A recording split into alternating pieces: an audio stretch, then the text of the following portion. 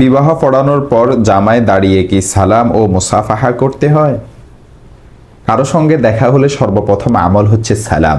আসসালামু ক্বাবলাল কালাম। সালামের স্থান কুশল বিনিময়েরও পূর্বে। এই বিষয়টি সকলেরই জানা আছে। মুসাফাহা ও সাক্ষাতের শুরুতেই করতে হয়। এখন এই কথা সুস্পষ্ট যে বিবাহের অনুষ্ঠান চলাকালে বর্ত মাজলিসের শুরুতেই উপস্থিত হয়, আর আসার পর সালাম ও মুসাফাহা অবশ্যই করে থাকে। কিন্তু অনেক জায়গায় এই প্রচলন দেখা যায় যে বিবাহের খুতবা ও ইজাব কবুল হওয়ার পরে বর দাঁড়িয়ে উপস্থিত সবাইকে সালাম দেয় এবং বিশেষ বিশেষ ব্যক্তিবর্গের সঙ্গে মুসাফাহা ও মুআনাকা করে। যদি সে নিজে না করে তবে কোনো মুরব্বী তাকে ইশারা করে বলে সবাইকে সালাম দাও।